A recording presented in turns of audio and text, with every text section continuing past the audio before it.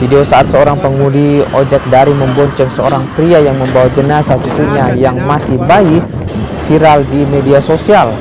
Pengemudi tersebut membawa jenazah dari kota Makassar menuju Kabupaten Pangkep, Sulawesi Selatan. Jenazah diantar menggunakan ojek online lantaran pihak keluarga disebut tak mampu untuk membayar sewa mobil ambulans.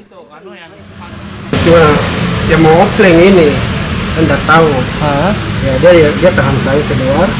Om, saya offline om. Ya, bisa kemana? Ke Pangkep. Kira kalau ke Pangkep berapa? Bisa kalau 200 om. Bisa kurang. Bisa 1,5. Mumpung 1,5 orang susah. Dia udah 1,5, saya dipanggil masuk om. Dipanggil masuk ke dalam di kamar jenazah. Itu jenazah sudah di luar om. Sudah di luar dia. Di bangku.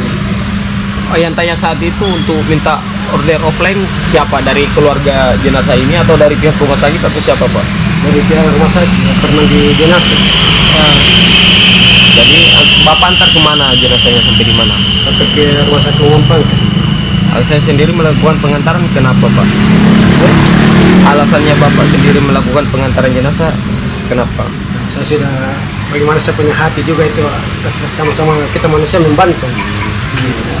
Rencananya jenazah itu mau dibawa kemana? Saya dengar itu ke pulau kayaknya.